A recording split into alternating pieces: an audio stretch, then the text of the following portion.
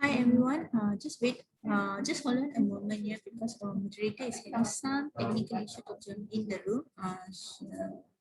He'll be in with us in a short while. Yeah?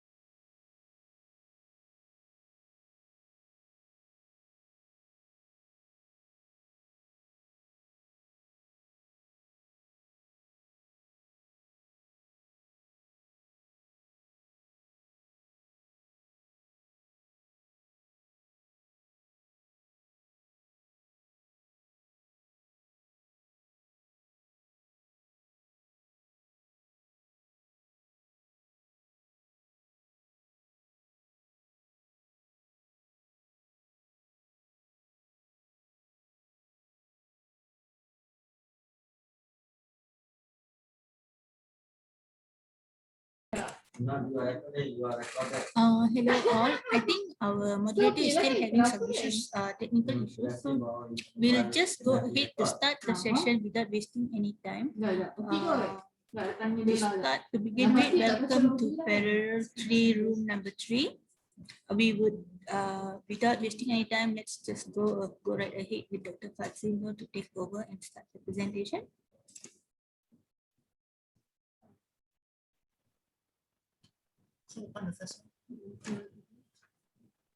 Dr. Fadzil? Yeah, okay. Right. Okay, let me share my screen first. Okay. Yeah, sure.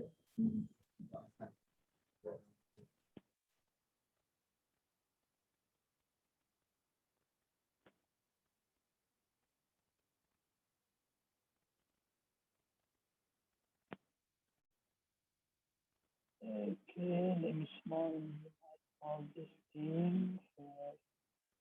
Okay. Hello, can you hear me? Yes, we can hear you, and your screen is like full screen, so you could. Okay, thank you. Okay. Right. Okay, can I start now? Okay. Okay. Assalamualaikum, a very good afternoon to all. Basically, my name is Muhammad Fadzil Racheal. I'm a clinical audiologist in GHEF campus in USN, Kelantan, Kota Baru. So thank you for accepting my abstract and then give an opportunity to present for today's event. Okay, my topic is basically the topic of my presentation is the protocol of scoping review, the potential for telehealth-based clinical teaching in higher education. Okay,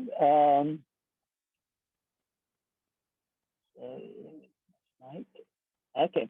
So before I go further, I would like to introduce my team because actually my research is based on a review article, but for the information, actually this review is ongoing process. That's why we call it protocol, and we need for sure for the review article we need team members, and all of my team members is a lecturer in our audiology program in School of Health Sciences.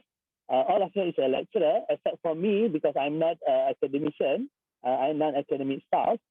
Okay, basically, then I need all of my team members to do some tasks for my review, for data creation, for formal analysis, for the methodology part, and then supervision, and then some of them will contribute on writing original draft.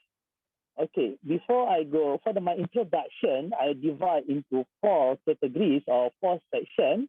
First is the background of my review, and then the second one is the terminologies that I will use in my review, and then the term of the telehealth, and then the fourth one is the aim and the review question of my scoping review protocol. Okay, basically, based on my experience doing a review article, and then this is actually that's why we call it review protocol. That means it's an ongoing process or review still ongoing.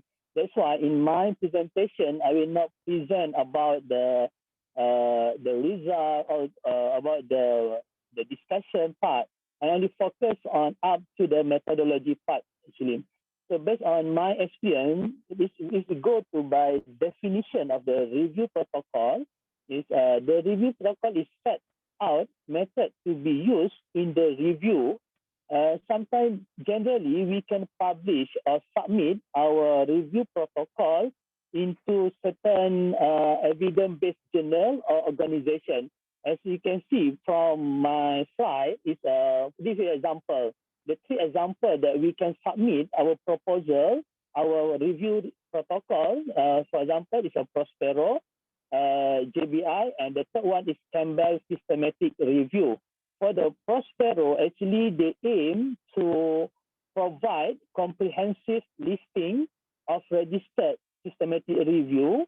And then the second one is to avoid the duplication, meaning that before we do the review, we need to check the topic, whether is there anyone, the researcher or any student doing the systematic review. But one of the limitation of the Prospero, they only accept for the systematic review only. But for my study, I focus on the scoping review. And then the second one is JBI, Joanna Banks Institute. It's an international research organization in University of Adelaide. We also actually we can publish at the JBI evidence synthesis, but we need to pay the cost that I can search in the internet is 1,000 USD. So meaning that before you doing your systematic review or scoping review, the work that you plan to do, you can publish at JBI, but you need to pay. But one of the good thing of JBI, if your university or your hospital is one of the JBI collaboration, you can submit it free. So hopefully later, maybe after this event or after this presentation, maybe we can get maybe USM or other university can register for the JBI to register for JBI under JBI collaboration. For example, is the Singapore National University, Singapore National University Hospital Center for Evidence-Based Nursing is one of their collaborators. Okay, the third one is Campbell Systematic Review. This is an open access systematic review. That means you can submit also in here for the systematic review only. but they also for the third one, they also accept for the they only accept for systematic review also. Okay, before I go further, the current issue is in currently, because I'm discussing about the clinical teaching, about the clinical hours and the technology, the impact of the technology for our clinical teaching. Generally, in healthcare program, of course, such as dentistry, medicine, or in health sciences, they have a strong collaboration between lecture room and the clinical landscape. For example, according to Gabson and Omans, they suggest 4 clinical teaching categories that the lecturer or the clinician need to focus. First is a foundation of clinical teaching, and the second one is the effective clinical teaching strategies. That means how we're going to teach our students to teach how to perform during clinical session or clinical attachment. The third one is the adaptation of clinical skill in special conditions. And then the fourth one is the clinical assessment. That means we have how we need to assess our student performance. Okay, the second one is the clinical hours. So far, different clinical course, is it medicine or dentistry or health sciences, they have started different requirements for graduation. For example, in my field, in audiology bachelor, undergraduate for audiology, based on MQA 2015, they had specified that the student need to get 350 clinical hours with a minimum of 200 direct student contact hours. That means each student need to handle the patient for 200 hours clinical handling the patient before their graduation. And then the third one is the technology. Basically, the advance of the technology had affected the type of service delivery in healthcare, and the introduction of the telehealth has become more popular. And then another one is by using the technology, all the services or the healthcare services can be extended to all the locations. Okay, this is the terminology that I will use in my scoping review. There is various terms have been used to describe all these services, and it depends on the type of service. It depends on the type of services that they offer. Basically, according to the Rosebrook and Holston, they emphasize that the standardization of terms and definition in this field is very important to make sure there is better, to increase the understanding, to avoid the confusion among consumers, among the stakeholders, and the other professionals who involved in this telehealth industry. For example, I give the definition of telemedicine is a long-distance clinical services between patient and clinic, including the intervention, patient monitoring, diagnosis, the consultation, and sometimes they can use for ward admission. And then the second one is the teledentistry. According to Daniel and Kumar, they only focus, the teledentistry is only focused on the broad goal of improving oral health, and then they believe that the teledentistry can reduce the financial cost, the human cost. And then the last one, for example, this teleconsultation is long distance specialist services where the physicians do not have to be with the patient. While consulting the patient, they only use the ICT approach. According to Som and Norali and Ali 2010, this approach the teleconsultation can reduce the rate of transfer patients to the other hospital, and then the cost of healthcare system will decrease, and then to ensure the comfort of patient and family members. Okay, next is how the telehealth approach affect our clinical teaching. Basically, following the advance of the telehealth, the clinical teaching in higher education also has experienced several modifications or different approach because they related to the ICT advancement. Uh, for the according to Basha, also mentioned that one of the earliest university that involved in telehealth is it happened around 1959 and 1964 in Nebraska. Okay, one of the Novak et al. Also mentioned that the application of telehealth in clinical teaching can provide a medium for health professional collaboration. For example, for Novak, they have done a research, a collaboration between audiology and the nursing department. So meaning that the student, they have to collaborate each other, helping each other using the telehealth. And then the third one is the clinical teaching approach also dramatically changed because of the COVID. I think everybody know the COVID-19 also already affect the clinical teaching, especially in USM. For example, previously last week we have a clinical exam in USM, but we need to follow the SOP. We need to follow the new norms. So we have to modify.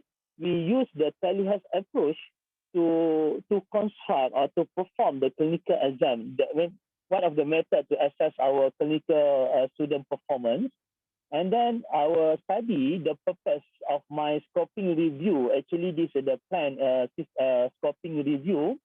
The purpose of this scoping review is to explore and map the existing research in the telehealth approach in higher education, whether in medicine, in dentistry, and health sciences. For example, health sciences include audiology, speech pathologies, occupational therapies, and then physiotherapies. All these is included as health sciences. And then my review question, I have 3 review questions for my scoping review. First is what type of clinical services, what type of clinical service delivery? Is it for screening? Is it for diagnostic? Or is it for consultation? Has been reported in the literature in implementing the telehealth approach for teaching and learning in the university. And then the second one is my research question is to what is the characteristic of the communication technology that they use? Is it the telehealth they use? Is it for using synchronous, asynchronous, or they combine each other? And then the third one is how they measure the outcome of their teaching, the clinical teaching using telehealth. Okay. Next is the second section. Will discuss about the inclusion criteria, including actually this is the concept of the PICOS, population, the concept, the content, and the type of resources.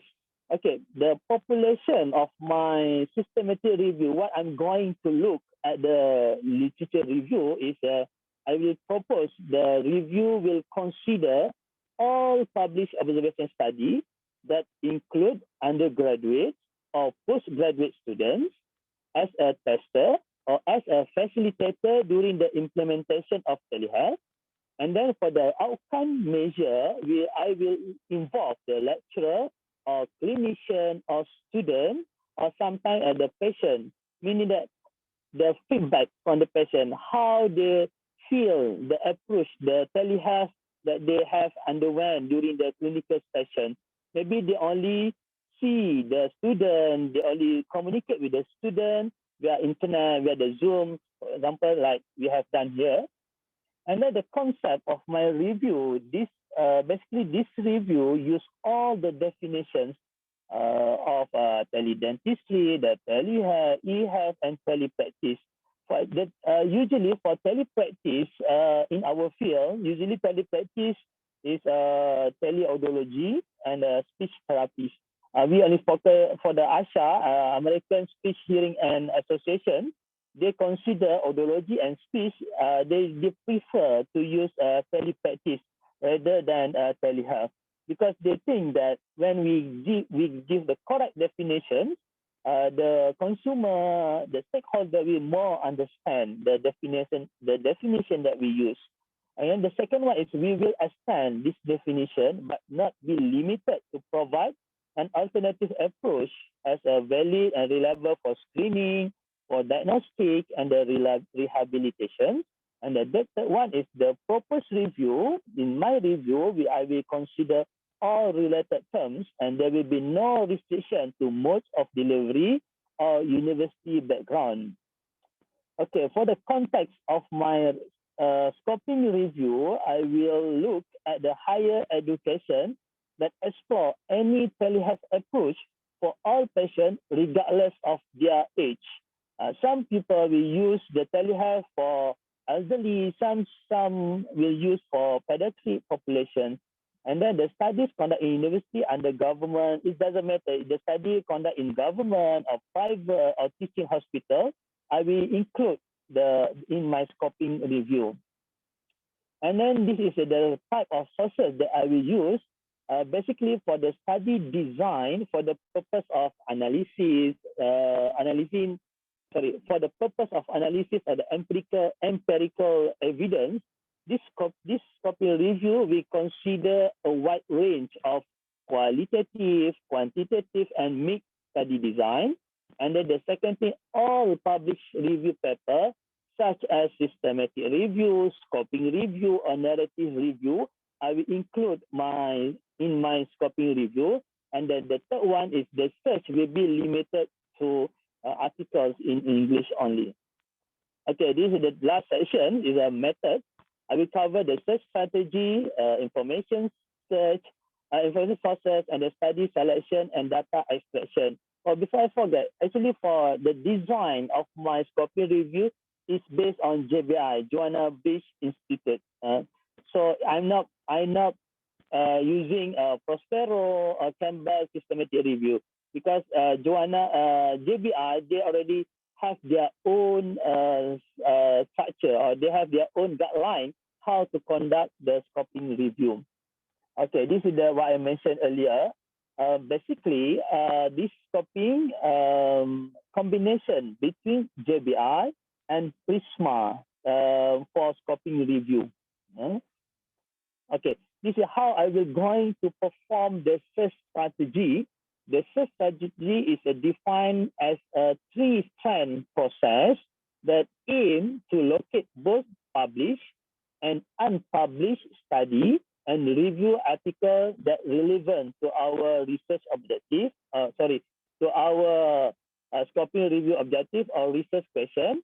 For example, for the first one, initial scoping of Cochrane Library and PubMed was performed to determine the appropriate index term.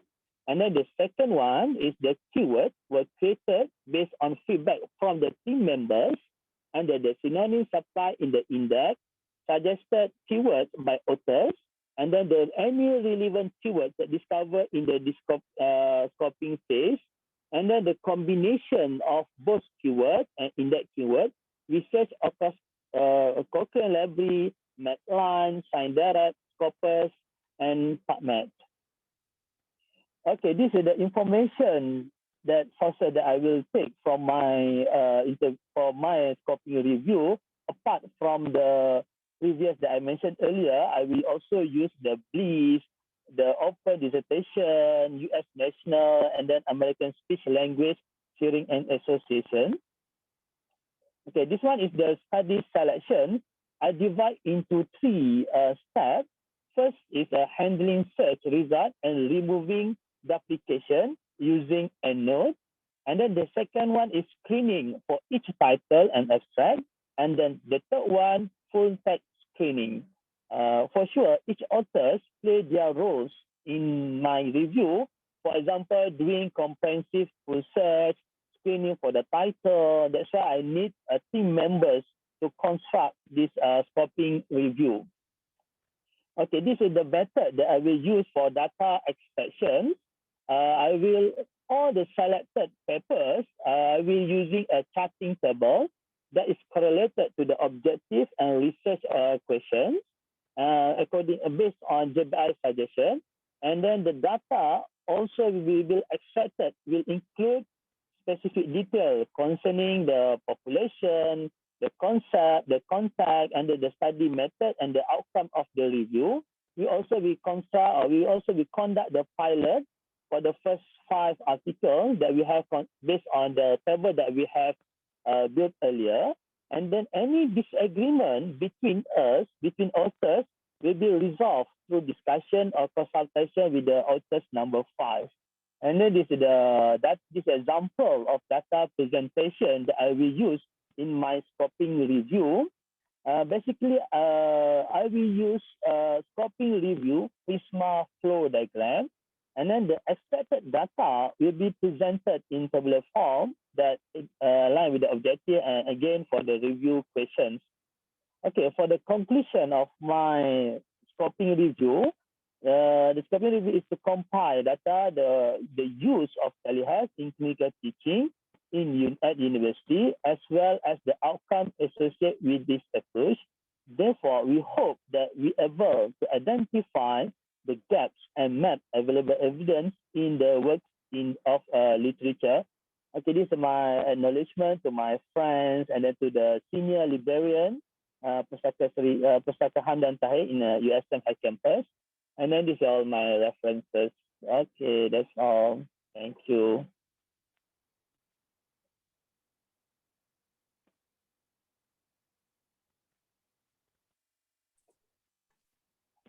Thank you, Dr. Fadzil.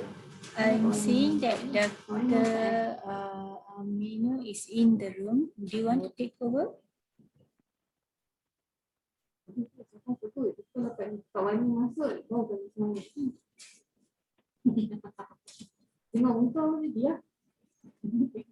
Hello, Dr. Aminu, are you there? Yeah.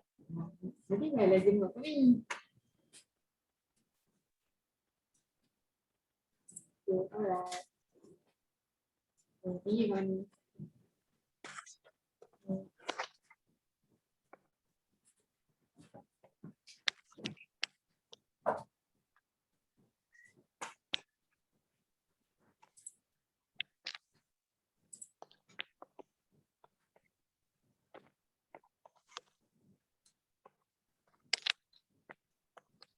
Okay, Aminu, are you going to take over or should I just continue with the Q&A session? Perhaps you would like to take over from the second presenter onwards.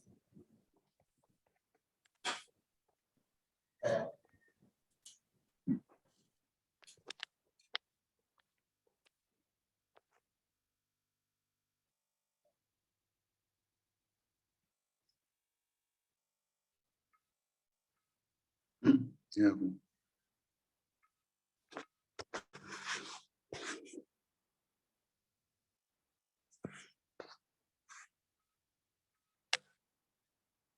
Hello, everyone. Good morning.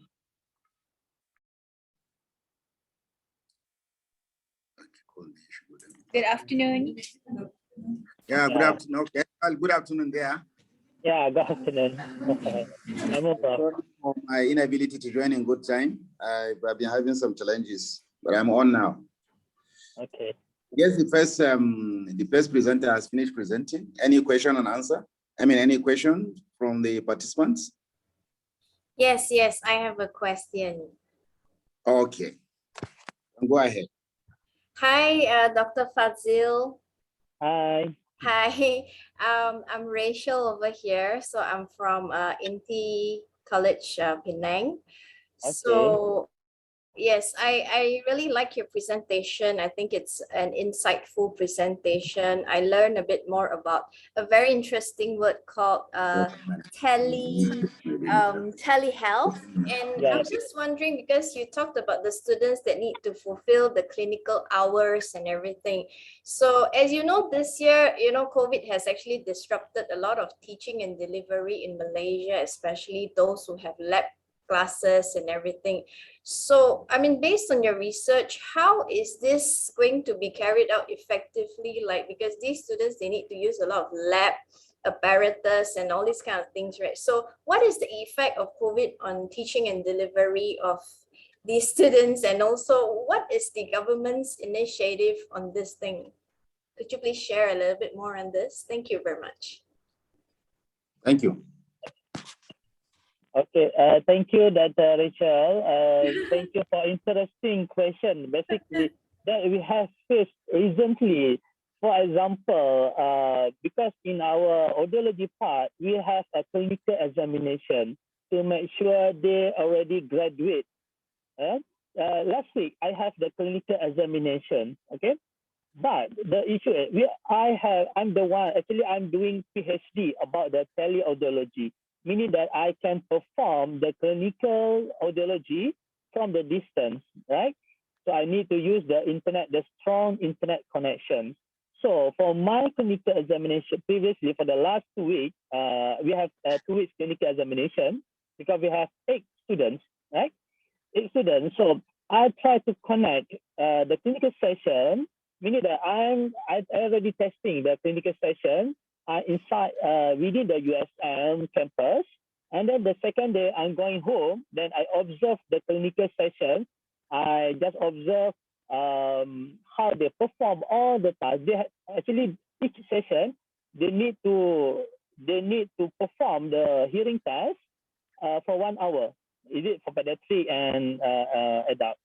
So I already done. Actually, we have planned to do the research how effective this approach. That's why I'm doing this copy review to lead my future research. Actually, this ongoing process. So what happened during that session for clinical examination? I'm really stressful because our internet connection is very, especially for me. I'm not sure because I'm stay in Kanta or whatever. Okay, the internet connection is very bad. So, for example, I need to see my student handle the patients. They need to, for sure they need to follow the SOP. But the internet connection is very problem. So actually we plan they can manage the patient easily, but I cannot assess them fully. But my friend at the USM they assess a traditional way, observation, the clinical assessment. But for sure, in my experience doing the assessment, the internet connection is very, very bad here. And then it's not, we going towards there. I see. Thank you very much. I think it's a huge challenge, right, to conduct all these clinical. Yeah. This is very challenging. Yeah. Yeah, and also I'm just wondering about like how are you? I mean, do you have a separate marking criteria or you just assess based on what you could see through the screen? That's all. Basically, because that one is the trial version. So I'm not assessing the students. My friend in the USM they assess the students actually because that one is the trial session because we plan to do it maybe next year or maybe next semester. Because I plan to write a paper about that thing, focusing on the technology about the internet connection. Everything I measure actually. The internet connection, the interaction, yeah. I see. Because But very challenging. because we hear about a lot of some of my faculty from the other faculty like science and everything, they try to like recreate the lab experience online, and all this kind of thing, but it's still just not there. Yeah, it's still not lacking. easy. Yeah, but what to do, that's the best we can have now, right? Yeah, we're doing the best. We try our best to evaluate the student and provide the students opportunity for their learning process. Yeah. Yes. Thank you very much, Doctor. Thank you. Okay, no problem. Thank you, Dr. Racheal. I think is there any other person that wants to make some comment? Hello? Any other person that wants to make some comment or question? In the absence of any other person, I think that Fadzil, thank you very much for your presentation. Okay. And thank you. So we can go on to the next presenter. Thank you for coming on. Okay. Yeah. Thank you. Please.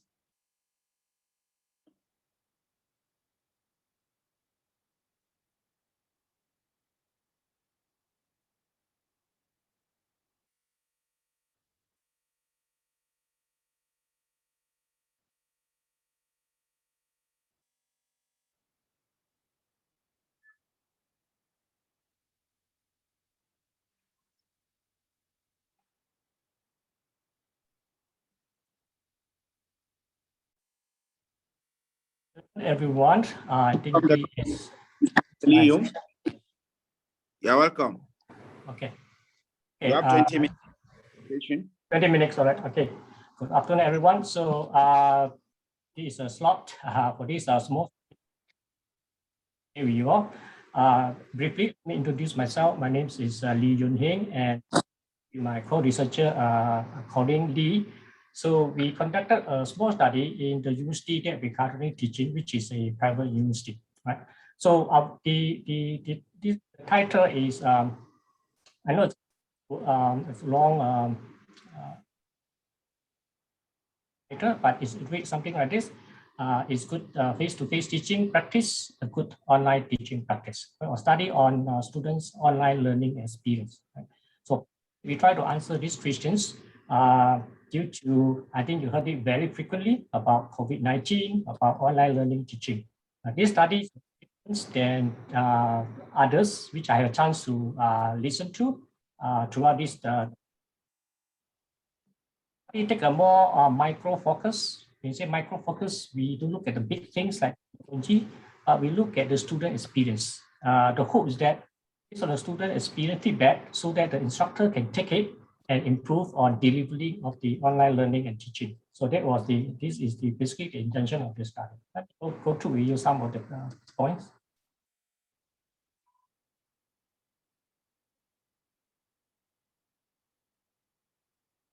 So typically, okay, we need to start with this standard slide called research problems.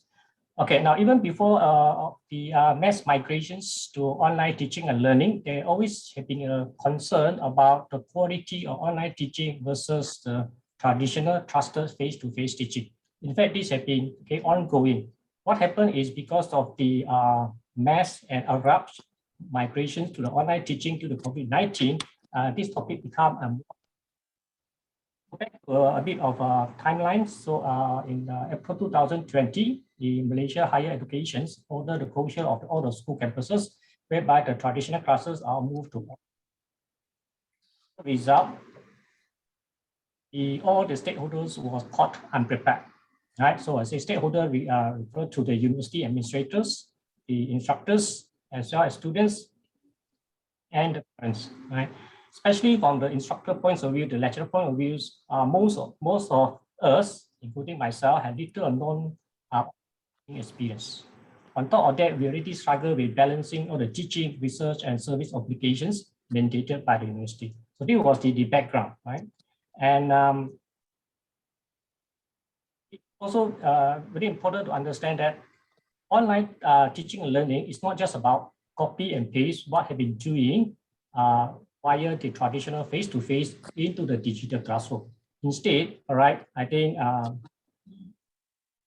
aware that the online teachings and learning have a specific pedagogical content knowledge, right, which we have to follow to deliver successfully the course materials as well as the have overall student learning.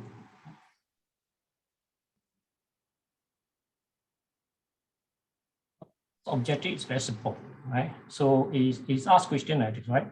How could the student experience inform for the instructors to succeed in online learning delivery?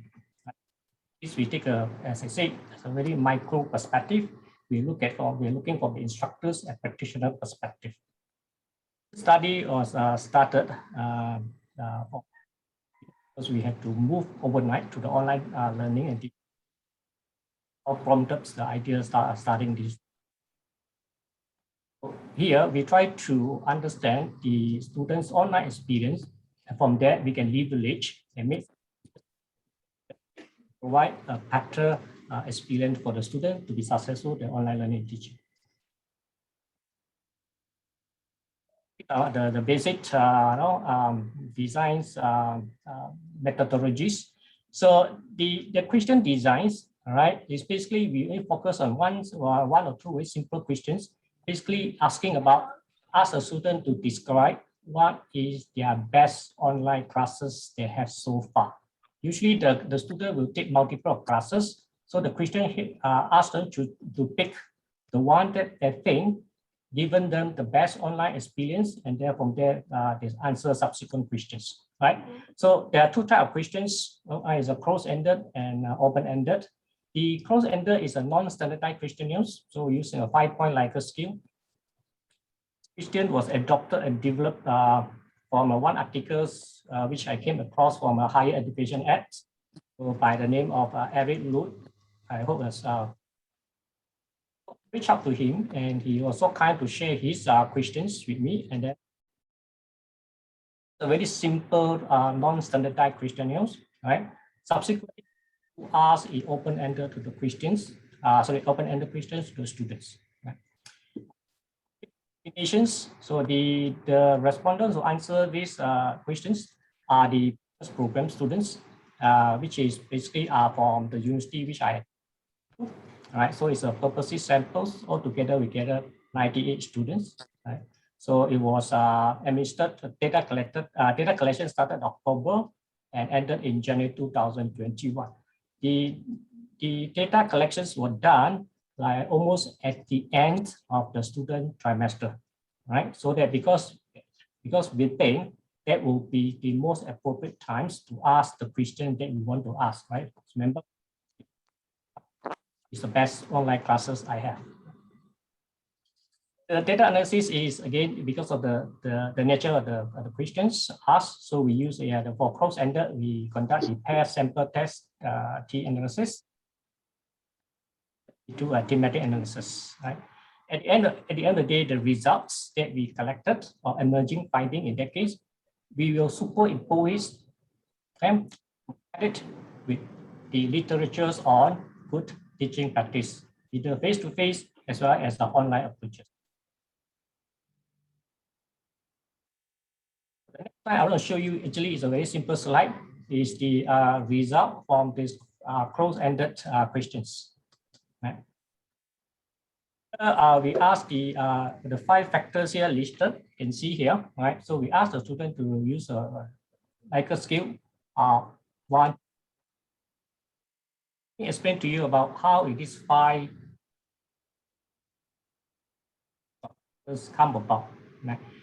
One, this factors, as I said, was developed based on Eric, that, which I with me, the questionnaire that he developed. Secondly, the nature of these factors selected is also developed based on the assumption that we need to move fast quickly from the online, from the face-to-face teaching to the online teaching, right? So as a researcher, I decided this will be the factors which is most urgent, most practical in view of this particular time. And therefore, these are the 5 factors that was selected in the closed-ended questions, right? Communications, relevant assignments, learn as much as face-to-face, clear lecture slide contents, reasonable course material coverage in that case. From the simple record analysis here, basically the analysis is done comparing so-called the student perceived as online classes versus quote-unquote other classes, right? So we do a comparisons based on student perceptions, best versus other, right? Based on these 5 factors, right? The results show that two-way communications, relevant assignments, learn as much as face-to-face, and clear lecture slide are deemed to be the important factors for a successful online learning experience, right? The reasonable course materials was deemed not a significant factor. This was basically the findings from the non-standardized closed-ended questions. Subsequently, to describe the best online class you have in this trimester. Then we also ask why this particular classes is we do a thematic analysis. So these are the themes that emerge from readings and coding their responses, right? So these 5 themes are facilitation style, being kind, ways of explaining, assessment, tutorial conduct. So the subsequent slide, I'll just go to briefly review each of the themes that emerge from the finding, right? The first slide is a facilitation style. So under the facilitation style, actually they have covered. These are all the technical terms that we use when we do a thematic or qualitative analysis, right? So for the facilitation style, right, the code dimension will be fun and interactive. Second, extra material sections. And third, comprehensive and detailed coverage, right? Especially for under fun and interactive, the relevant properties will be fun, fresh approach, and engaging, right? For fun, for example, you can see the code here as an example, right? Not sure how, but his idea of making the learning fun was the best choices he made, has actually helped me a lot, right? There were the descriptions for fun, right? Fresh approach, he teaching us with a different way from other lecturers, which not boring at all. We also can understand it simultaneously. For engage, we have something like she really makes the efforts to connect with the students so they understand. So these are all fall under the code dimensions of fun and inter.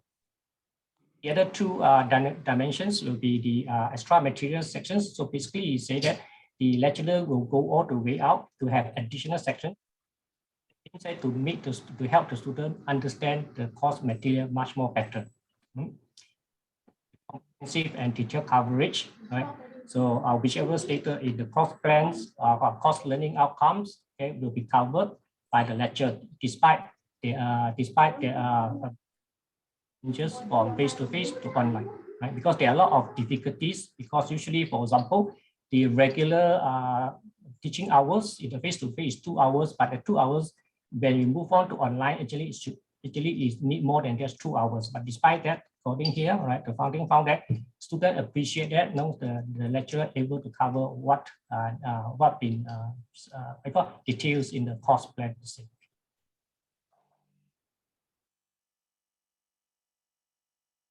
Emerging thing is called a being kind. All right, so being kind had a couple of dimensions, which dedicated, helpful, anticipate problems, and trusting.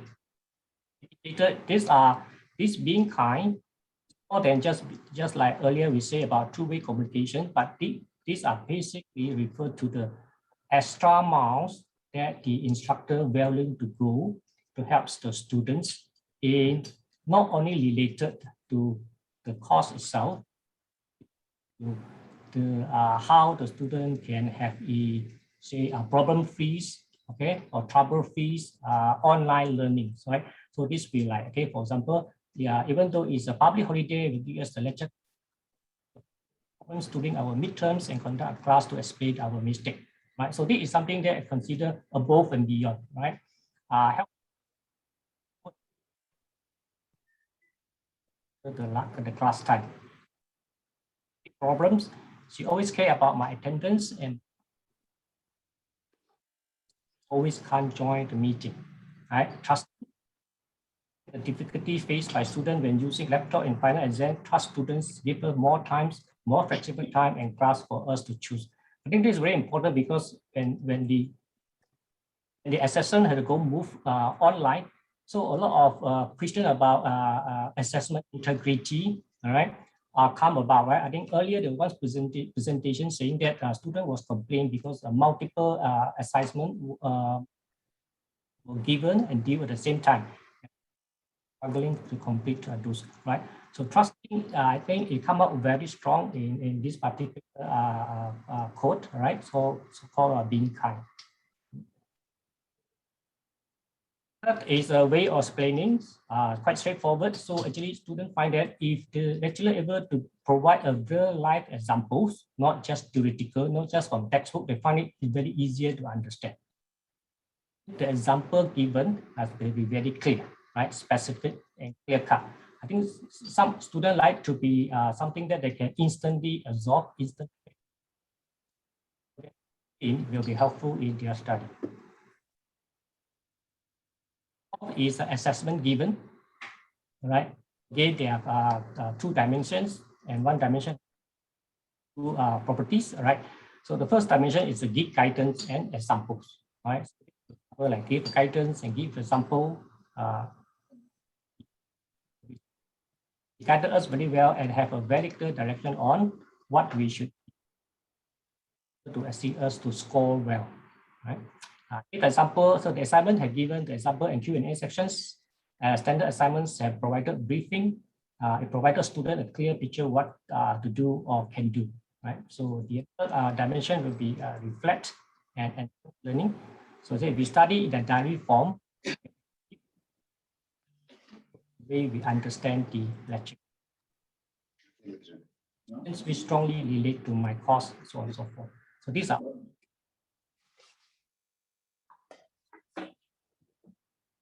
contracts. I think by the time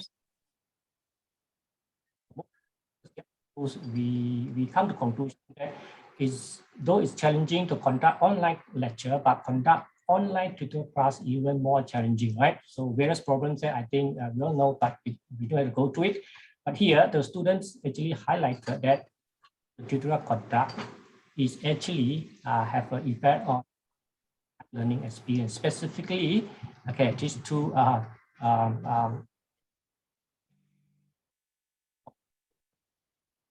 and discuss, right? So for not pushing for answer, students as a students, all right? So maybe just want to an easy way out. So there's no tutorial presentations and they just want the right answer, right? So whether this is the right study attitude is not the focus here, but that is what the students prefer. I think that this should be delivered to them. Okay, to conduct tutorial, we prove and discuss. So people clearly, step by step, bring out all the diagrams, key point, and so on. Right? So this is the way the student appreciate how the tutorial will be conducted as a process to enhance their online learning.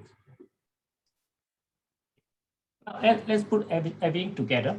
All right. So again, to recap, the research objective is to how could the student experience inform changes needed for the instructor to succeed in online learning and delivery.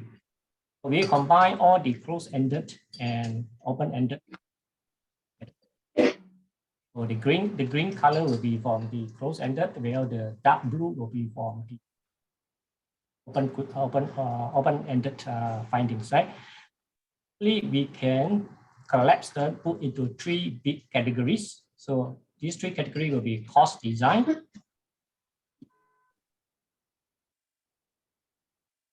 will be like clear lecture slide contents, relevant assignments, learn as much as face-to-face, and assessment given. Area for the course delivery will be like two-way communications, facilitation style, ways of explaining, tutorial conducts, and the last one. I think despite the difference in the methodologies, the approach, the sample size, and so on and so forth, most of the study, right, when we talk about online learning and teaching, will have similar findings, especially related to the course design and course delivery. I was quite surprised from this most the factors of humility, which is basically for say being kind. I did come up. Why I say strongly because there are quite a number of instances where we ask a student, why do you think this is the best online class for you? They're only given one reason, which is related to the kindness of the instructor extended to them. So that is quoted being the only reasons. There's nothing to do about the hardware supports. Those are the things always to be there because there is no compensatory factors. Without those, there's nothing to talk about online learning. So that was the given, there was the infrastructures. Right? So therefore, I think that was something unexpectedly that emerged from this small study. But again, we need to come back to our question. So is a good face-to-face teaching practice, good online teaching practice, right? So these questions, I refer to the existing literatures, all right? So try to identify learning, what are good teaching practice from the traditional face-to-face, as well as the The next two slides, we will just compare existing literature.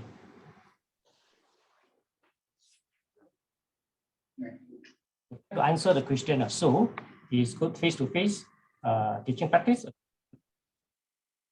and we transfer what we have been doing before the COVID-19 hit us, like teaching, while expecting a good outcomes.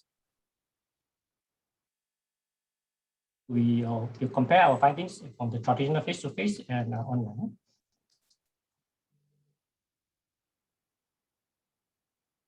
To the Chickering and Genson's 1991, okay, their studies, which is one of the frequently quoted study when it comes to education's good teaching practice. So in their studies, they actually identify 7 good practices.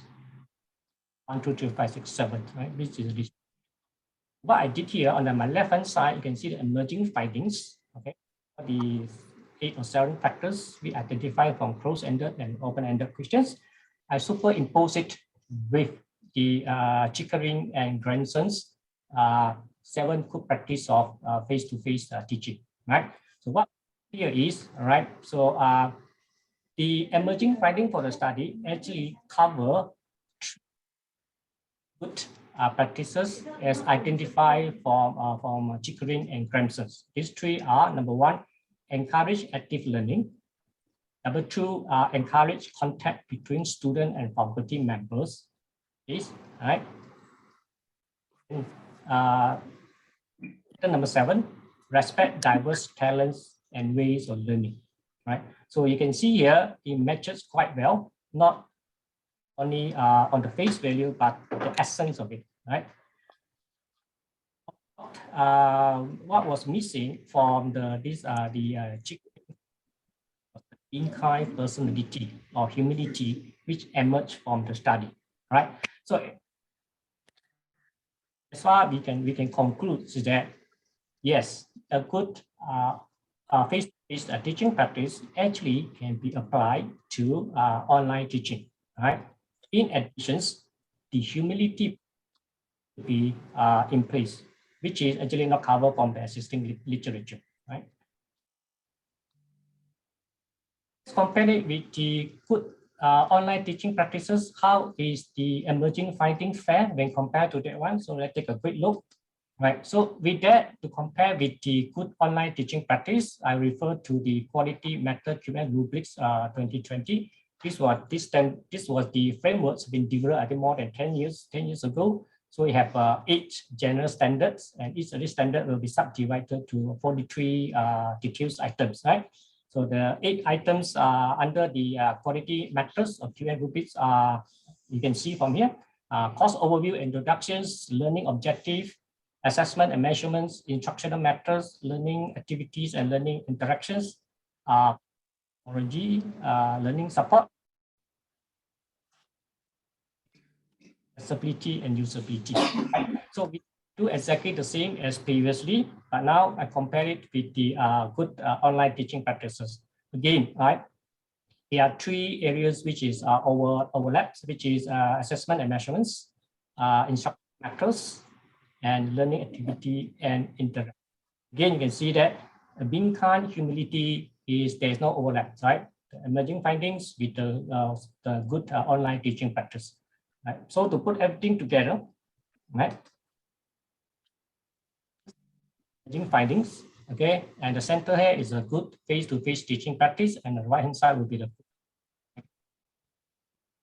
You can see that, all right, there are overlappings. Okay, with emerging finding with the good face-to-face and emerging finding with the good online teaching practices. It's a being kind and the being kind of humility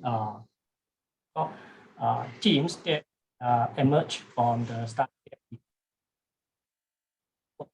Here we can probably make a reasonable, confident conclusion that yes, right, a good face-to-face teaching practice actually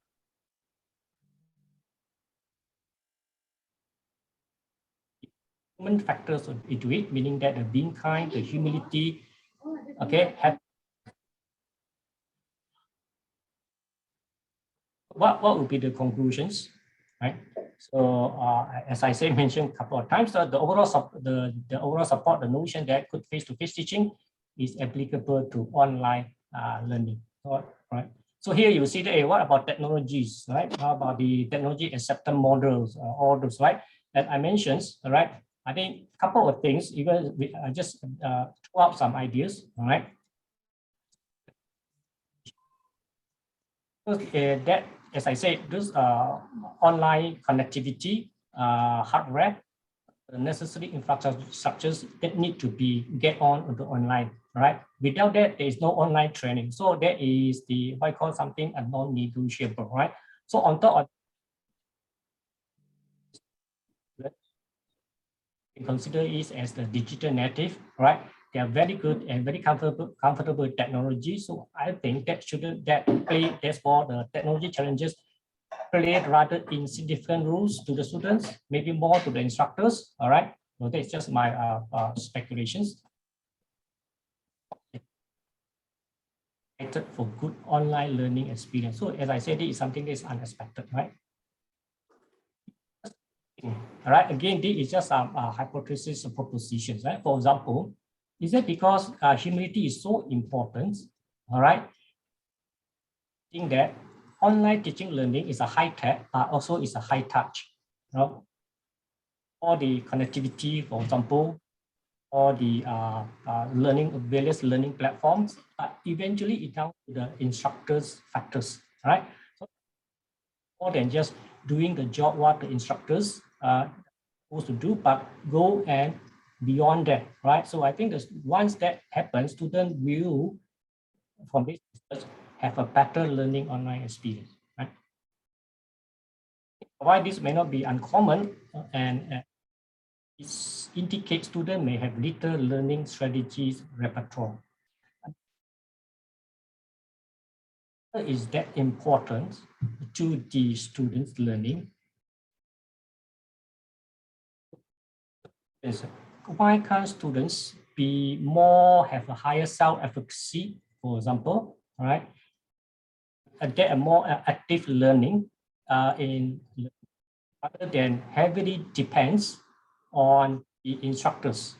I mean, it's good that it's an instructor if a high humility score, for example, for various reasons I mentioned, of patience, or teaching, and service to the university, they might not able to do that, right? So in that case, well, the student online learning experience, okay, suffer because of that, right? So I think in that case, it worth further exploring that about the students' learning repertoire. Most of the time, I think we will complain that students just want to, okay, copy paste like photostat machines, okay, what come in, what come out, right, things like that. That is something that maybe could be a future research directions, right? The last one is though being kind, especially trusting, especially moving online, may not be related to good teaching practice, okay? As I show you the literature earlier, is however could be considered as a hygiene factors, right? So we haven't studied about two factors, hygiene factors and motivation factors, right? So hygiene factor is something that must be present, right? Be present to make the thing works. It not necessarily can make the thing the best, but without the hygiene factors, the online teachings might not be successful or might not able to be my three-point conclusions, right? Any questions that you might have for discussion? Thank you for your attention.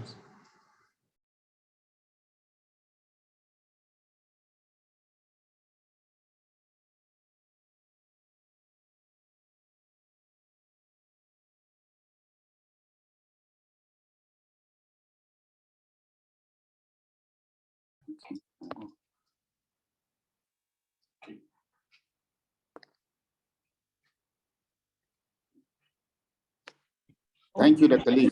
Yes.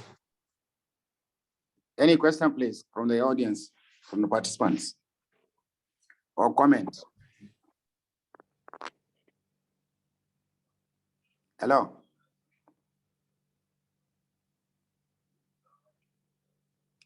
Anybody with a question or comment? Thank you very much for your attentions. Just in case if you, this is just my simple contact information. If you want to get in touch with me, feel free to do so. Thank you very much. Thank you. We can move on to the next presenter. If we, in case, I mean, since we don't have any question. Hello. Can y'all see me and also hear? Yeah, you're welcome. We can see you. Yes. All right. So my name is Racheal, and basically I'm presenting one of our MBA students' work over here on the homestays. Yeah, homestays perceived service quality in Penang.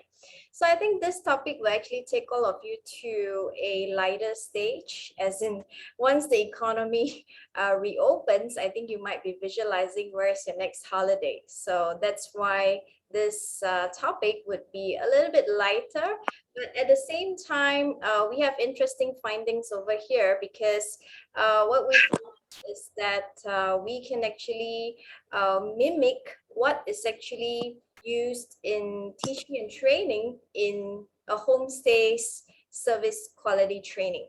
Yeah, so that's why we call it as a nexus between business and educational curriculum. So I'll start off with the presentation with some of the agenda over here on the introduction, the problem statement, the research questions, followed by literature review, methodology, results, and some of the conclusions that we have. Of course, the findings from the study is not limited to what we have over here. We're still looking at further research areas that we can have, and also the future potential research areas from this research. So of course, these are some of the introduction. This topic is basically on hospitality accommodation in Penang. And if we look in hospitality accommodation, we have different types, hotels, capsule design hotels, heritage style hotels, homestays accommodations. So of course, there are various kinds of aspects and attitudes of visitors if you look at those that's coming into Penang. And they could actually impact tourist decision making on the different choices that they have. So if we're looking at homestay, basically it's a contrast between hospitality facilities and also the stay experience. So what happens in this research is that, of course, we're doing it in a business context. At the same time, we also explored the homestay training guide, which was actually proposed by the researcher as a main tool to orientate and train homestay operators. So we actually derived this from the Malaysia Homestay Experience Program that was launched in 1995. Of course, this is basically targeted at rural communities to venture into tourism sector. And at the same time, we wanted to promote the Malaysia homestay experience. So we actually looked into some of the areas, and some of the examples that we propose over here. At the end of the day, we can have a homestay guide, something like this. And it's based on an educational curriculum. Yeah, so that's something very interesting about embedding an educational curriculum into a business context research. So this is, of course, some of the illustrations over here of pre-pandemic, where you can see that there's a lot of homestay programs in Malaysia. We do have homestay programs in Penang as well. And this looks very interesting. And of course, engaging with a lot of the community. And also, we actually works with quite a number of homestay owners as well. Of course, these are some of the problems that we have found out about homestay and accommodation. We found out that pricing is an issue, and also we do have a lot of competitors from Airbnb that provide better tangible services. And of course, this is disrupted by administration as well. We also look at the operations, the location, and also some of the hosts, they actually have difficulty and concern to react and respond to their guests because they are not well prepared. They don't know how to actually address to the concerns of their guests. And that actually derived to a problem that we found out that the homestay guests are not treated as expected because the host doesn't really have a proper approach to actually manage these concerns arising from the homestay guests. And what we actually found out, these are some of our research questions and objectives that was formulated. So we actually want to find out, is there a positive relationship between tangibles, location, responsiveness with the service quality of homestays in Penang? With that, we also derived 3 important research objectives to determine whether there's a positive relationship between all these variables and the service quality of homestays in Penang. With that, we also done an extensive literature review on some of the variables over here, and we found out that service quality is described as how well the desires of the customer is satisfied. And we are also looking at we do understand, we note that different industries, they have different systems. So it's important to carefully analyze which problem is essential for the quality of services of the accommodations sector. And we also look at the tangibles, which is the physical quality, which refers to equipment, facilities, and presence of the staff. Next, we also look at the location. So location is very important, as you know, because of visibility, easy access to the car park, and convenience. And last but not least, we have responsiveness, which is the degree of responsiveness of the consumer to actually address to their concerns and also giving them some timely services. So some of the research methodology that we have over here, and we actually gathered about 200 respondents where we employ convenience sampling. So our target population are basically tourists who had experienced homestays in Penang. And this is what we have actually found out. So we found out that all have strong significant influence based on the p-value, of course, and the perceived some of the sorry. Sorry. Yeah, you were saying something. Okay. So these are some of the conclusions that we have over here. Results are pretty significant. Of course, it's not limited to this research. We are still continuing to work on this. We found out that tangibles are affected by the facilities, and location is important. We are basically looking at security, privacy, the space, and of course, these are somewhat consistent with the research findings of other researchers in the similar area, which is listed over here. And the findings are also consistent in terms of responsiveness, whereby it's important for the homestay operators to actually respond and solve the problems faced by the homestay guests. And another thing that we found out is that each of the homestay operators, they basically need a curriculum, which we call this a homestay training guide. In fact, it's actually derived based on the concept of Robert Gagne in the 9 events of instruction. So we look into how we can attract the attention of the people, and in the curriculum, we want to centralize information processing model, such as tangibles, location, and responsiveness. So of course, this is a very famous instructional design model, but we're looking at the future research of it. This curriculum, basically, it helps to train the homestay operators. So of course, if this is successful, then we need to go through a lot of research process and review as well. And of course, to make sure that it's in line with what Mohd is actually having.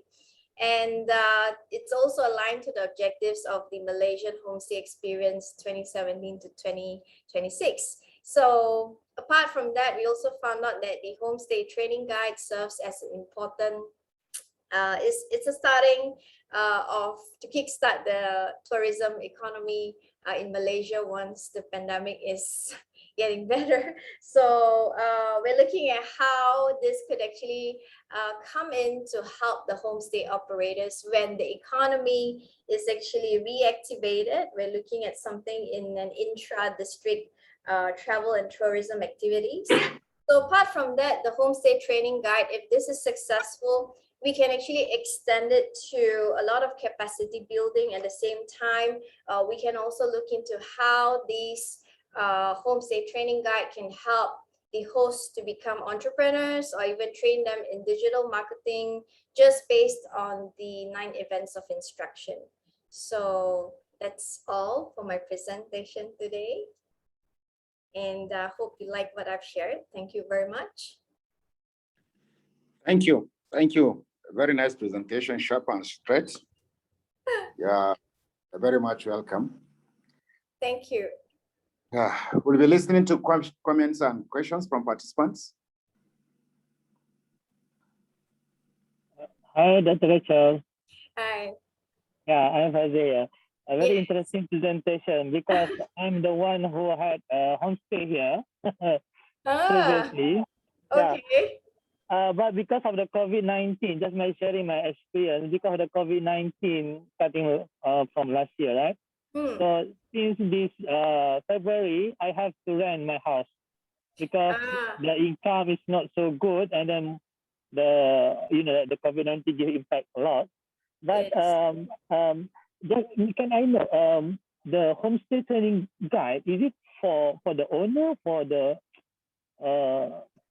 what is it, the curriculum actually? Yeah, actually it's basically, if let's say you want to operate a homestay, you need to have certain approach, a certain training guide, because when you want to operate a homestay, you need to make sure that your guests are actually happy, staying in your premise. So that's why there are many reasons why the guests did not get an expected service, and it also affected the service quality. So we try to propose something like a homestay training guide. It's actually for the owner. So the owner is supposed to study this thing and basically look into what are some of the areas that's related to tangibles, location, responsiveness, which could help them to improve their perceived service quality of the guests. Oh, okay. Yeah. How about the cash flow? Did include in your training guide the cash flow for to handle the money to maintain the homestay? Sorry, I couldn't hear a little bit the earlier part. Sorry, I was in the bus. In your homestay training guide, is there any how to handle the cash flow of the homestay? How cash flow, money. Cash flow, oh, very important. That's very important. Yes. Yeah, since I'm handling the homestay, because actually I just asked my brother to handle the homestay, but I think the income is not so good. What do you think? I think your question has given me an idea, another variable to add in about the cash flow. Yes. Thank you very much, because we were always thinking about the other aspects that is well researched already. So I mean, talking about cash flow is something very good. Thank you very much, doctor. Okay, sure, no problem. Yes. We forgot about this homestay is supposed to make money, right? Yes. Yes, correct. Yeah. Thank you. Excellent one. Okay. Yes. Okay. Thank you. Any other question or comment? Okay, Dr. Racheal, thank you very much for your presentation, and you're welcome. Bye-bye. Thank you.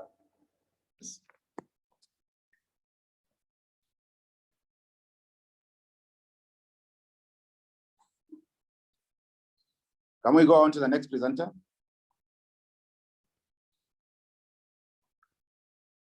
Hello. Okay, this is Duga here. The next presenter will be a video, which is a recorded video.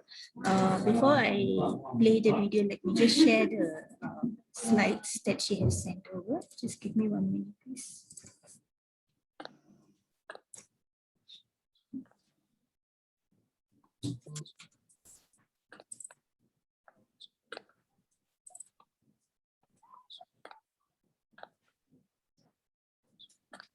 Okay, I have shared the slides in the chat box. So anyone who want to have a look at the slides, then you're welcome to look at it over there. Yeah.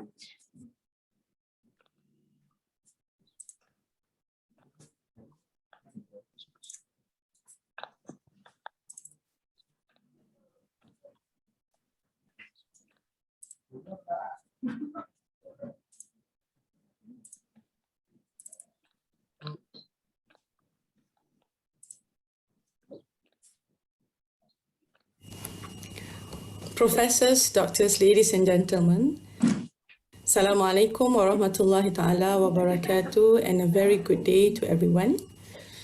I am feeling honored to be able to present in this prestigious conference. The topic of our paper is Journal Writing for Publication, the Role of Emotions and Competencies. Emotions are essential for mental processes and behavior, as positive emotions can broaden attention, thinking, and action, as well as increase the physical, intellectual, and social resources. Nevertheless, research on the occurrence and intensity of positive emotions, feelings such as passion and love, towards work and their role in enhancing research and writing skills among university academics is scarce. This exploratory qualitative case study examined the perception of a group of professors in a public research university on what kind of emotions and the know-how, skills and competencies related to the academic journal writing and publication. Results from semi-structured interviews indicated that writing skills or competencies are associated with the label of love, motivation, and grit, which directly determine the level of commitment and perseverance attached to the writing and publication processes. Number of common challenges to academic writing and publication were identified, including lack of writing skills, inadequate language competencies, and lack of mentoring and career guidance. Basic competency as researchers, namely critical academic reading skills, information management, writing genres, and skills related to long lifelessness, and researchers were also highlighted as pertinent in academic writing. Writing and publishing skills is not a process that can be mastered in a day or two, but requires a long process. Postgraduate students and academics also need to know and be familiar with their respective areas of expertise to write and publish an article. The culture of love for knowledge must be intensified by increasing scientific writing. Love of knowledge and learning results in a love of knowledge activities including thinking, learning, love of teachers, love of reading, love of expressing ideas in writing, debate, and discussions, as well as the love of truth and justice. Therefore, the culture of excellence in relation to journal writing and publication are related to one's scholarship and career advancements.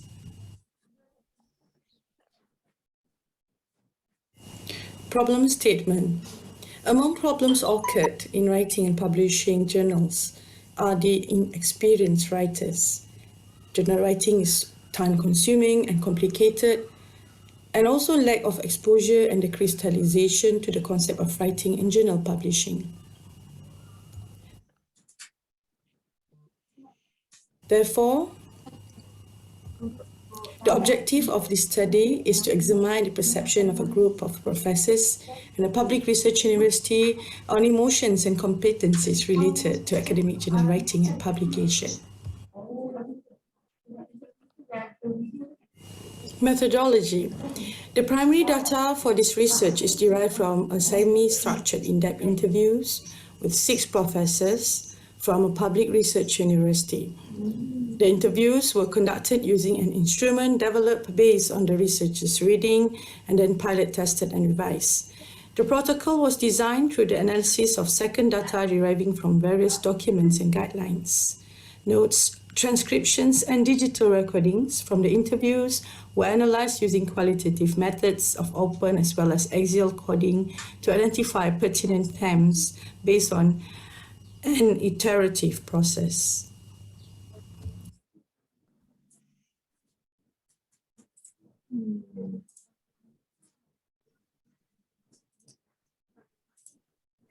Findings. Writing skills or competencies are associated with the labor of love, motivation, and grit, which determine the level of commitment and perseverance attached to the writing and publication processes. Labor of love, passion. Love is a strong desire for what he loves so much that he is willing to sacrifice anything. Love is an attraction of thought, willingness, and inclination to something to be like. Therefore, there should be an interest in creating a love of writing and publishing journal articles. As mentioned by the professors, if you want to develop a love for passion and need for writing, we should know the value of writing. What are the benefits of scientific value that we produce through writing? First, the knowledge will be shared and disseminated. If the knowledge is useful, it will be our charity. Even if we die, we have entered the grave, and the knowledge will grow. The goods and useful knowledge through writing. Good writing will be referred, so it is important to develop the passion. Another professor said, the answer is yes, that writing is a labor of love. To all the postgraduates, to those postgraduates who intend to become an academic officer. Yes, they must be loved, and if there is, then he will try to do what is right. Love is not something that can be forced. The concept of love is universal. It can be created, can be turned off, and it can be decided. The same goes to writing and publishing journal. So we need to love our work, discipline, we have to do what we need to do, and writing is our job. Motivation. Motivation makes journal writing easier. These motivations arise from hard work, mentorship, the know-how, and lifelong learning. The professor said, get used to writing, be diligent, and finally get that skill. Then always think that your article is not completely perfect. So show it to your friends, ask for his ideas and views, and make it easier. As I mentioned earlier, locate the time, at least 5 days we work, 1 day, a day to write. Another professor said, to make it easier, learn it from someone, collaborate, or be a mentor, a mentee. If we are a postgraduate or a new lecturer, go and ask for a collaboration. Ask mentors. Look for more matured professors who publish more articles because they are knowledgeable. Supervisors, mentor must guide the students. Postgraduates and lecturers need to write many drafts, and mentors or supervisors need to improve along with the written draft. This process is repeated 7 times for an article. Grit, making great effort. An attitude called grit or consistency of interest and diligence contributes to the success of writing and publishing a journal. Grit is the power of passion and perseverance. Grit, as an acronym, means growth, resilience, instinct, and tenacity. One of the professors said, we try and try, never stop. Keep on trying. Be positive when someone rejects your article. Be positive and admit that other people have better knowledge than us, so we learn from mistakes. Others said, keep on writing. Keep on submitting your article for publication. If the publisher rejects 1, send it again. Reject 2, send it again. Reject 3, don't give up. The 4th one will succeed. Because in the process of rejection, you will learn where the weaknesses are.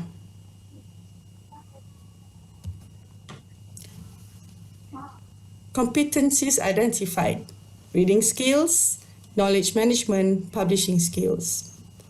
Reading skills. There are two types of reading in the scientific context. We read books and read articles. Reading a book is to get the basic knowledge about the dominant theories present in the field, and book reading is important because it needs additional knowledge through journal articles reading. Journal articles are usually up-to-date knowledge and findings.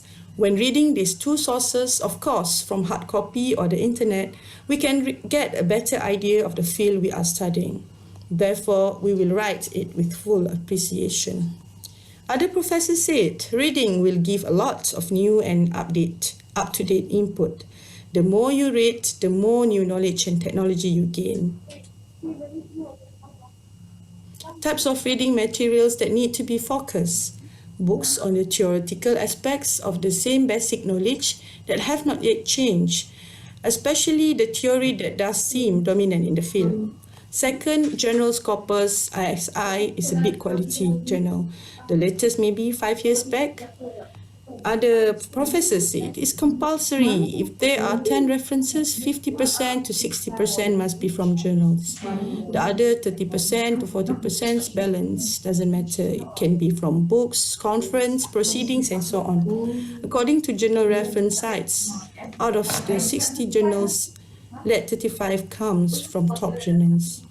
The materials need to be related to the study, relevant papers and journals or books related to the study conducted, other information from other references as well. Citing the latest and up-to-date material is important, and all articles in their respective fields, especially the latest. Handbooks in their respective fields should be available in the laboratory for students and researchers' references. Knowledge information management skills. If you want to do an SLR, systematics literature review, you need to know information management. For example, you need to know the ways to find information through the web. You have to open the website diligently. You have to open the website through the website.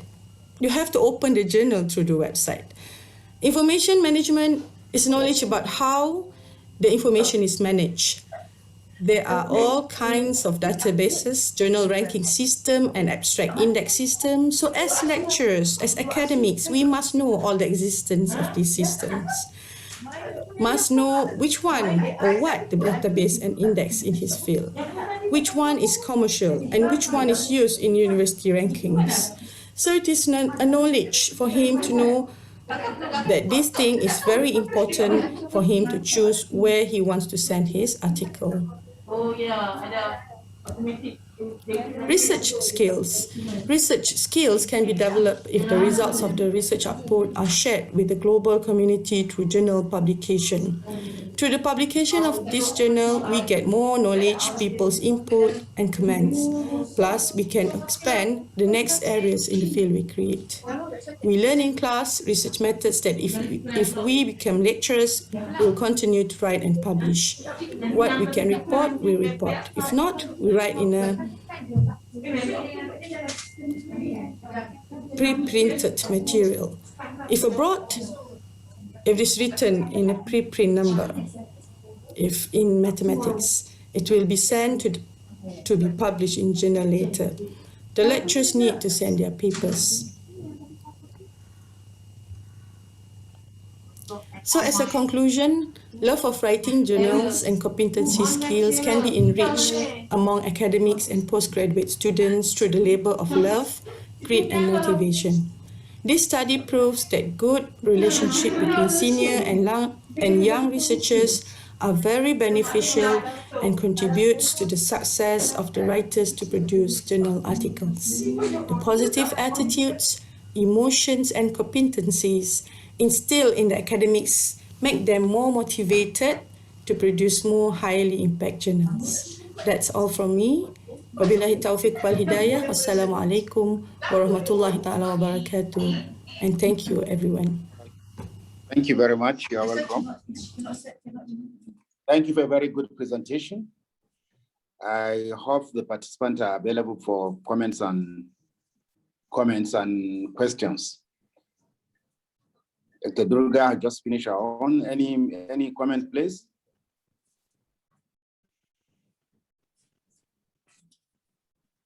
we've actually touched on areas where the academics, especially in the developing countries, are having challenges.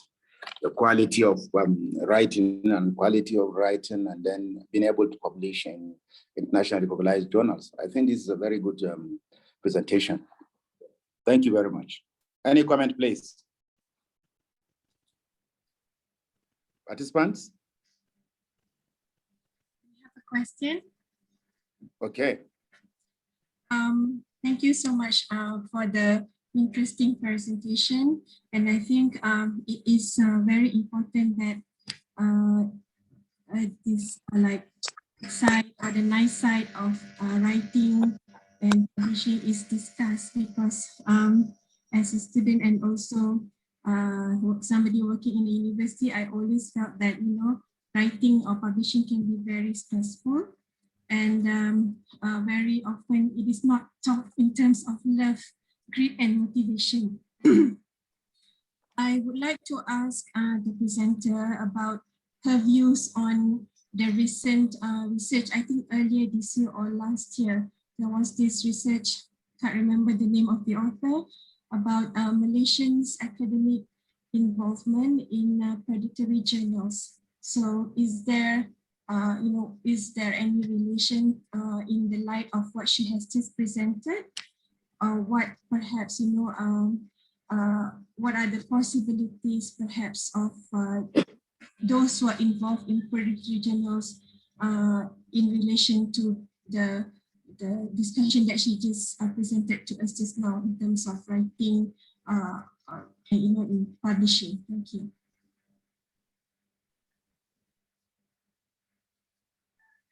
Yes, Dr. Durga, are you around? Hello. Prof, as I mentioned initially before the presentation, this is a recorded version, so we do not have the doctor in live with us to answer the question. Okay, yes, it's pre-recorded, yes. Yeah. So you can be able to answer the question. Right. Sorry for that. Sorry about that. Please, while you can be able to answer because it's a pre-recorded presentation. Now we can go to the next presentation if it's ready.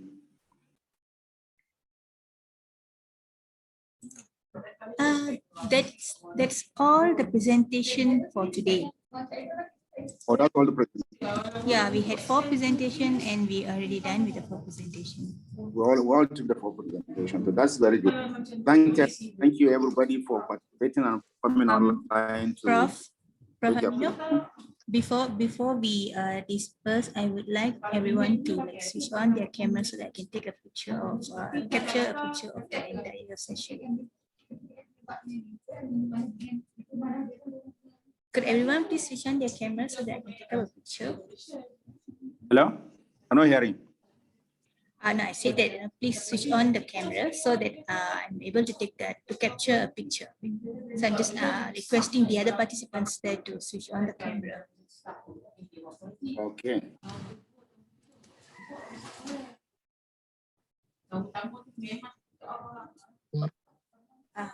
Sharish, Nazirah, and Nazirah, could you please switch on the camera? Thank you.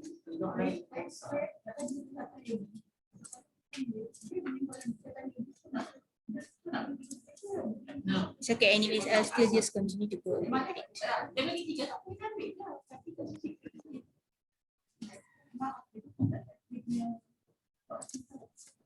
Okay, and another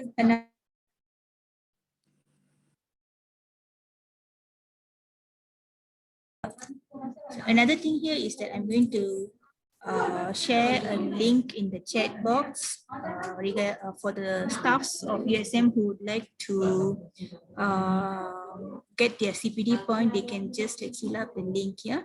Otherwise, I leave it back this session to Prof. Aminu to wrap it up and close it.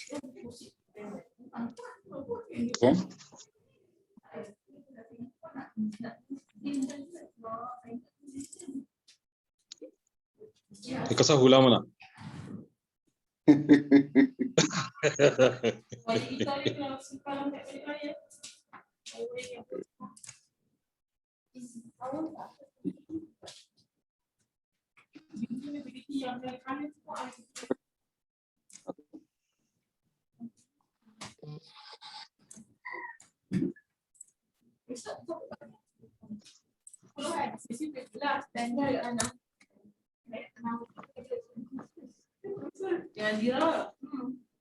Okay, I already posted the link in the chat box. So any of the ESM staff who would like to get their CPD point, they can able to get it from there. Yeah.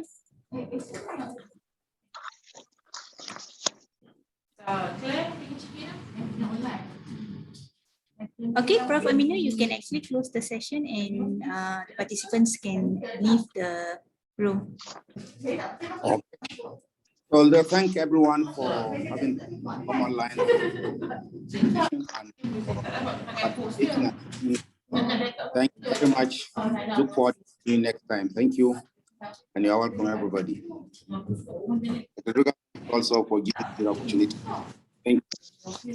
You're welcome.